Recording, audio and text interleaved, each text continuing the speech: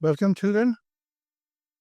Today we are going to discuss a very important topic: work, power, and energy. All the three terms you are very much familiar with. But the way we use them colloquially is different from the way we define them in physics.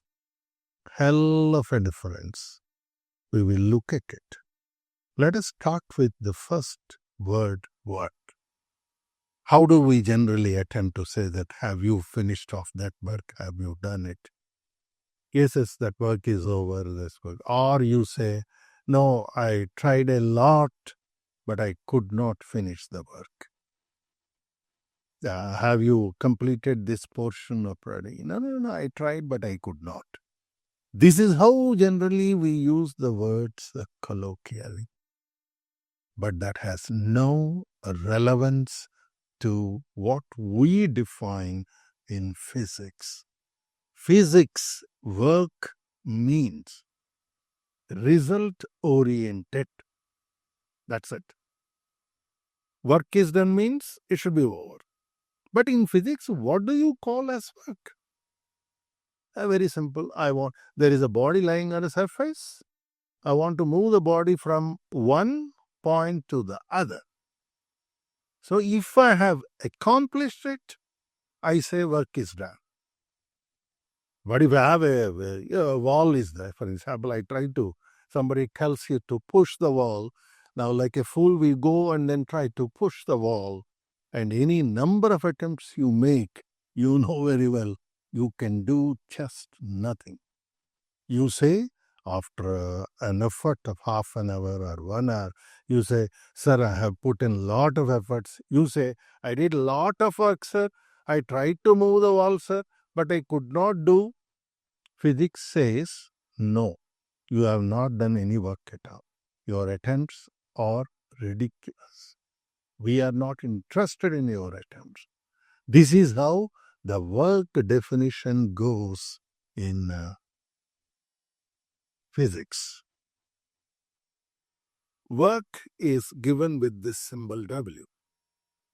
To do any work that you have, as I said, here is a surface and there is a body, whatever, it may have its own mass or whatever, and I want to move this body from here to here. That's all I have to do. Use whatever effort you want to put in, you put it. Now, if you do, that means effort means what here? Effort is nothing but your force. You may have a constant force, you may have a variable force. That is another point. And how much you have moved it. Suppose if you have really moved it, let us say you have moved it over a distance d. Now I am talking about the work done by a constant force F to move this body through a distance d. Then the amount of work that is done is simply given as F times d. This is oversimplification. In reality, it just doesn't happen this way. Whenever you try to move the body, there are multiple forces involved, including friction. Therefore, work is defined as, in technical terms, integral of F dot dx. Say from any point to any other point. Here, this dot represents dot product that you should have learnt by now, that in vectors you have two types of products. One is a cross product, the other is a dot product. So this is the dot product that we are using here for the definition of work. And dx is infinitesimally small displacement. Within that, this is the force given, and this force, as I said, may not be a constant as in this case. It can be a function of I'm writing this symbolic function of x. Example, f may be 1 plus x square. That's how force varies. Anything. Or f is equal to sine of x square. Anything, any mathematical function. Then you can use this integration to get the work done. All right? Fine. Now, for example, if I don't want to use this integration, I want to use it in the discrete form. That means I'll take literally f1, f2, f3. Then I will try to sum it up discretely. Then I'll multiply with the distance d or the displacement in the direction of force. Now, this is important. In the direction of force. So, I applied a force and the body has moved. If it moves in the direction of the force, we say positive work is done. A very important concept I am now trying to tell you. What do you mean by a positive work? After all, I am trying to move the body and I have moved the body. What do you mean by saying positive? If this is positive work, your first question in your mind, what is negative work? Say, for example, the same example you take. I am trying to apply a force F here on this. Why should I apply a force F here? If it were to be a smooth surface, then I could have simply pushed the body. It could have come on its own, isn't it? But I am putting in effort. What does it mean?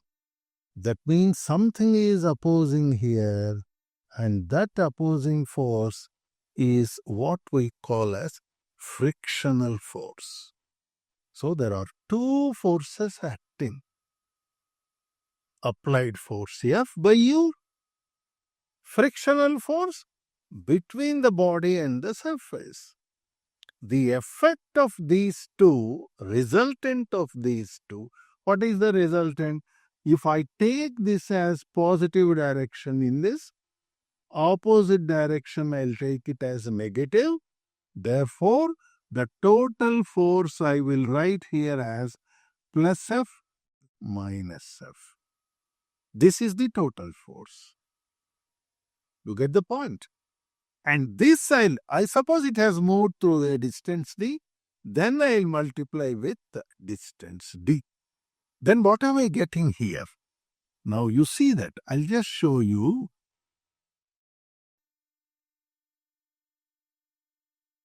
If I separate them, I'll get Fd minus Fd. Now, this is called sigma F into d. This is called total work.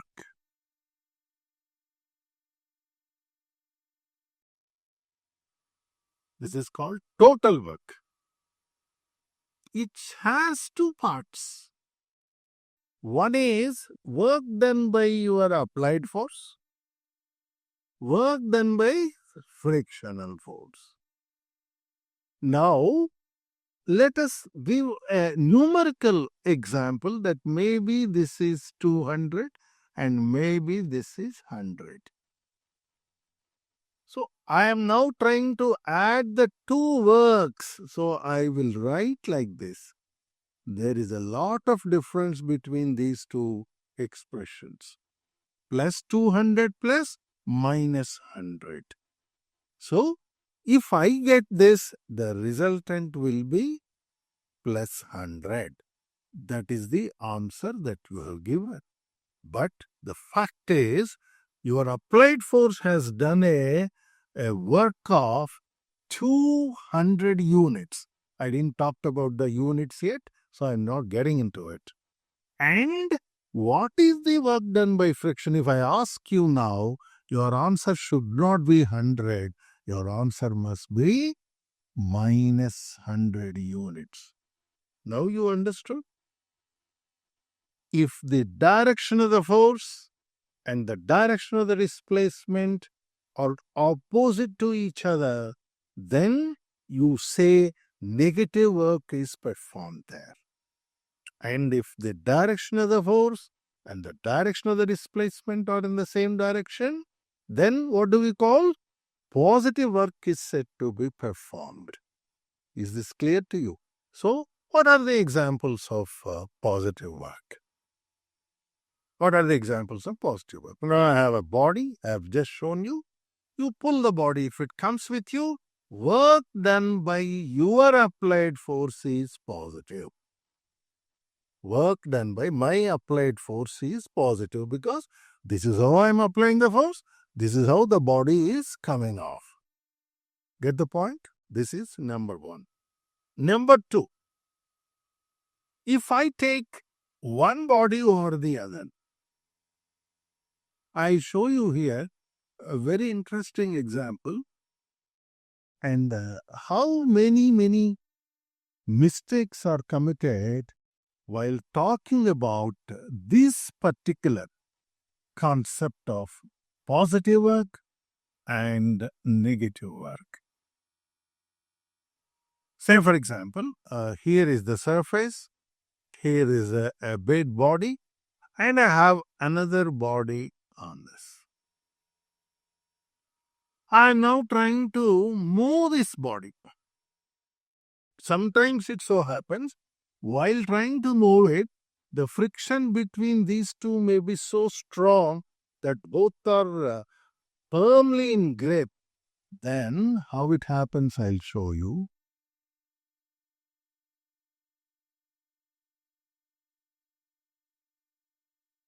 You are able to move this body. And why did this body move?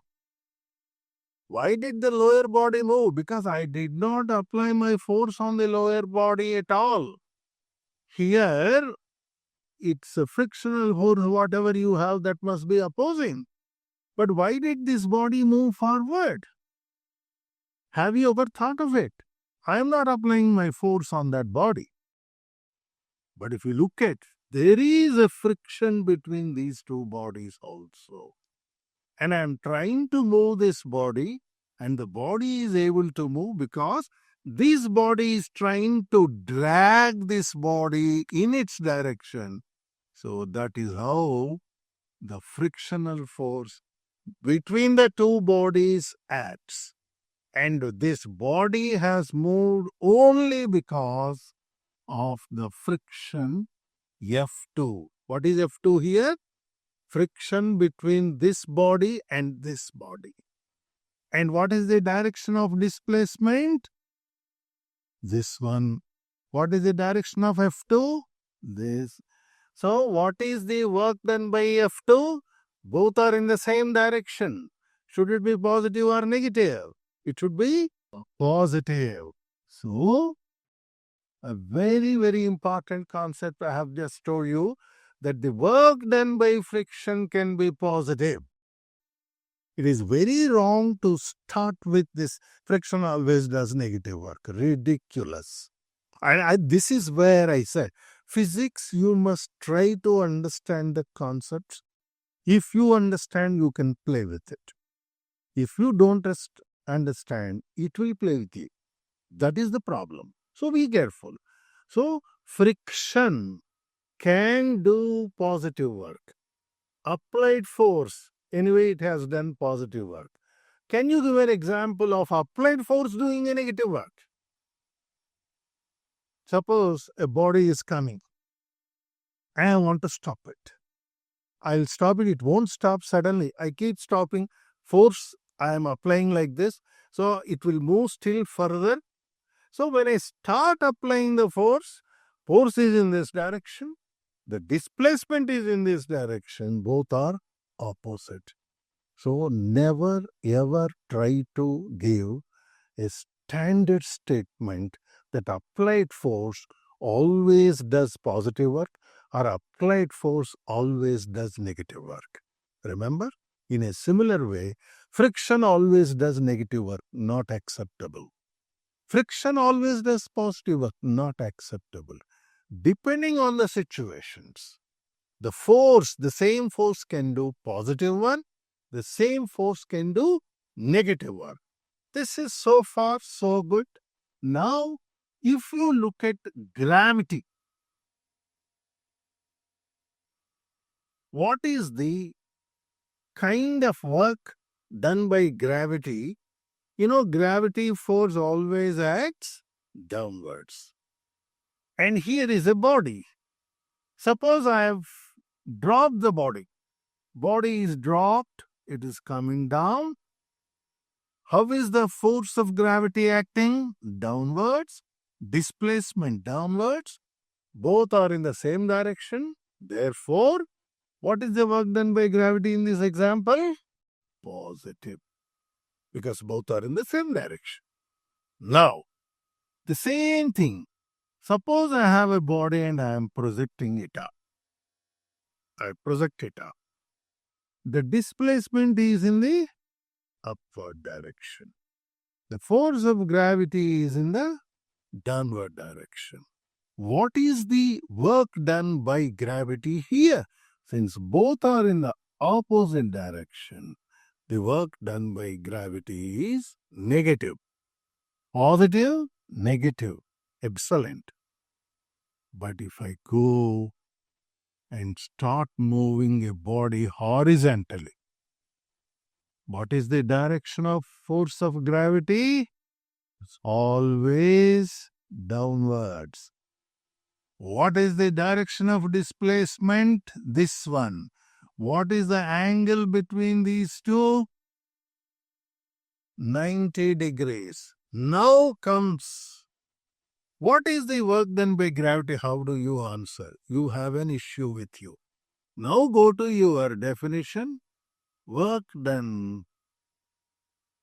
If I take a constant force or number of forces, I'll put sigma f dot x. If I remove the dot product, what do you get?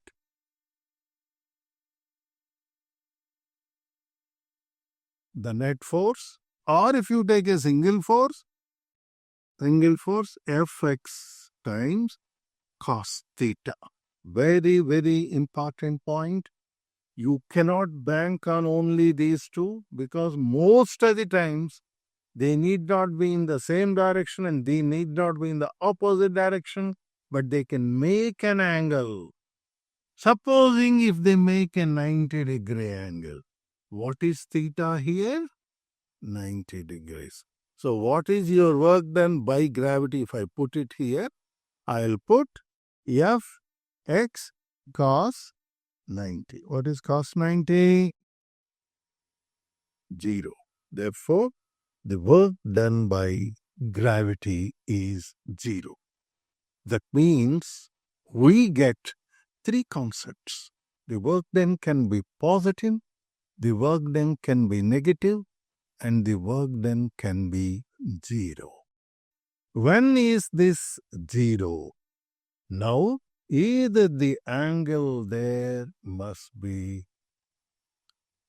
90 degrees between that force and the displacement, or the displacement itself must be 0. I am trying to move a body, I am unable to move. Work done is 0 because displacement is 0. In both the cases, the work done by that force is bound to be 0. Alright?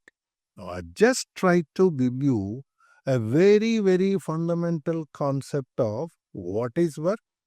Work by constant force, work by variable force. And what do you mean by a positive work? What do you mean by a negative work? And what do you mean by 0 work? And what are the few, not wide examples, few examples of positive work, negative work, and 0 work? And one important thing is never classify to say that a particular force always does either positive or negative or 0 work. Impossible. Friction, for example, can do positive work, I have shown, can do negative work, I have shown, can zero work. When I'm trying to move a body, it is not moving work, then my friction is zero. Do you understand this concept? Fine. Thank you.